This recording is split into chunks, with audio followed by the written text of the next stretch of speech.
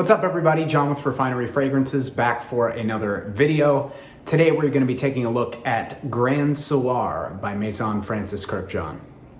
Before I get into the review, as always, if you guys are interested in fragrance related content, maybe you've watched some of my videos but you're not yet subscribed, please do consider hitting that subscribe button as well as the bell icon for notifications for all future videos.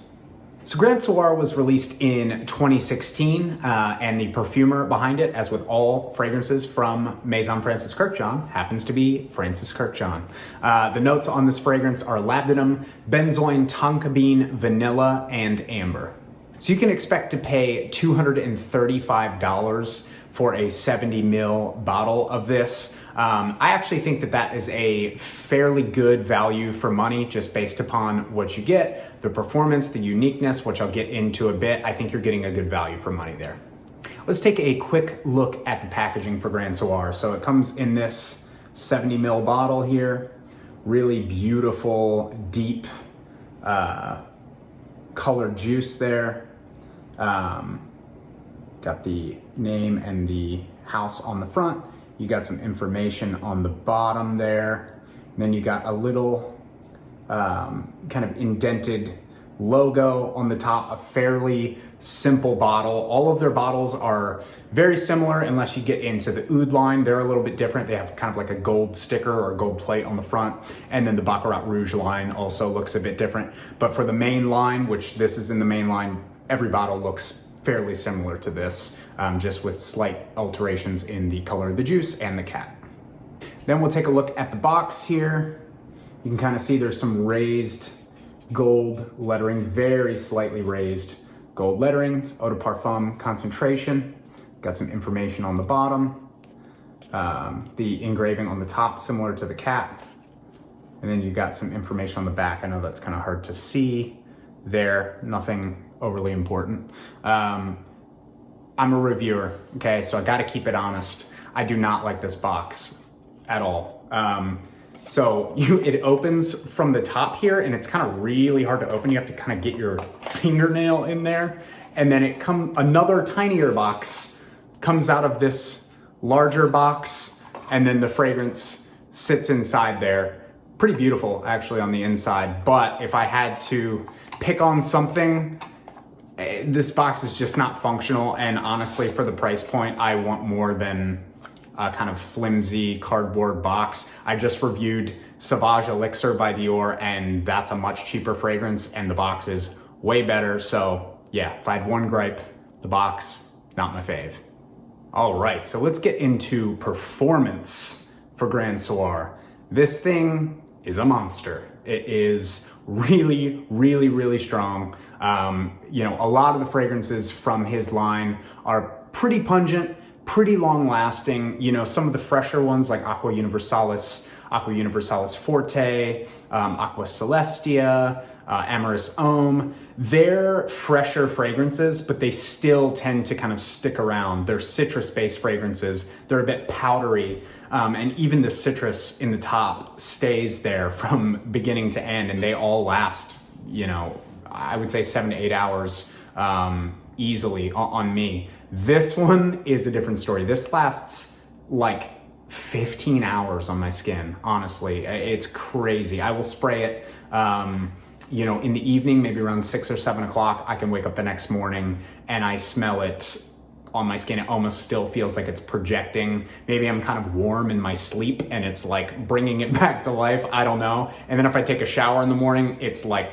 it just brings it almost fully to life. It's just insane, the performance on this thing. So for the first 2 to 3 hours, you're gonna get just, I would say, 3 feet plus of projection. And if you walk by somebody or if somebody's walking, you're going to leave a scent trail with this. You do not need to use a whole lot of this stuff. I mean, it's just, I do, on a really, really cold day, I do maybe 4 sprays if I'm going out at night, but no more than that. I'm a bit of a heavy sprayer, so I would not do more than 4 sprays of this. It's gonna last forever, an absolute beast. If I had to choose some seasons and some occasions to wear Grand Soir, seasons, absolutely, for sure, fall and winter. I do not see this being appropriate for warmer weather at all. Just the performance is too much. It's very ambery and vanillic and deep and rich and resinous. You just don't want to wear this in the warmer weather. So fall and winter exclusively, in my opinion. And then for occasions, you know, formal would be a great occasion. This has a very upscale and elegant edge to it. Also, you know, date nights are really good for this. So for my purposes, for what I would use it for, I would stick to date night, and I would stick to, like, you know, formal occasions like a wedding or something like that. So I really love the marketing concept behind Grand Soir. It was actually released in tandem with another fragrance called Petit Matin. Petit Matin is supposed to represent a morning in Paris, and Grand Soir is supposed to represent an evening in Paris. I've not been to Paris yet, but I imagine what it might be like. And I think both of these fragrances just let my imagination run wild as to what a morning and evening in Paris might be like. Petit Matin has this very fresh and floral and musky quality to it. And then Grand Soir, like I'd mentioned, is very vanillic and a bit boozy and resinous and deep. It also has this luminous quality to it, and that could be the power of suggestion with the marketing. Paris is the city of lights, all that. But there is a lightness to this scent, even though it is everything that I'd mentioned, that deep vanillic, resinous quality. It just has this lightness to it that I really love and is very unique to the scent. If you haven't tried this, and I'm sure a lot of you guys have tried this or at least sampled it or I've heard of it at the very least, you know, the only thing I can compare this to is maybe Fève Délicieuse by Dior. That fragrance has a big tonka bean note, and it's very, you know, resinous and deep and kind of vanillic tonka bean type thing. This I find to be a bit more masculine than Fève Délicieuse. So if you're a fan of Fève Délicieuse, but you do want something maybe a bit more, I hate to use the word rugged because this scent is not rugged at all. It's extremely classy and elegant for sure, but just something maybe a bit more masculine, I guess you could say.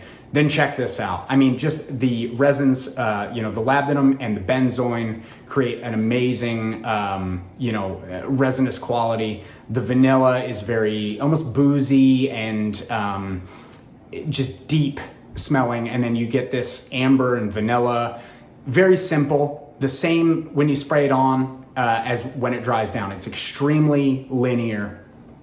But, and I typically don't like that. I typically like fragrances to have a distinct top, middle, and base. But this scent just has just such an addictive quality to it that I don't mind it being linear. So if you are into scents like this for the fall and winter, Grand Soir is an absolute must try. I think it is a stunning fragrance. I don't give ratings really, but it's a 10 out of 10. It will be in my collection for many years to come, and it's an absolute staple for fall and winter. So highly recommend that you check it out and at the very least get your hands on a sample. So that is all for me, guys, on Grand Soir by Maison Francis Kurkdjian. I want to hear from you. Do you love this fragrance? Do you hate this fragrance? Have you tried it? And I also want to know what some of your favorites are for the upcoming fall and winter seasons. Let's get a conversation started down in the comments, and I will see you guys soon.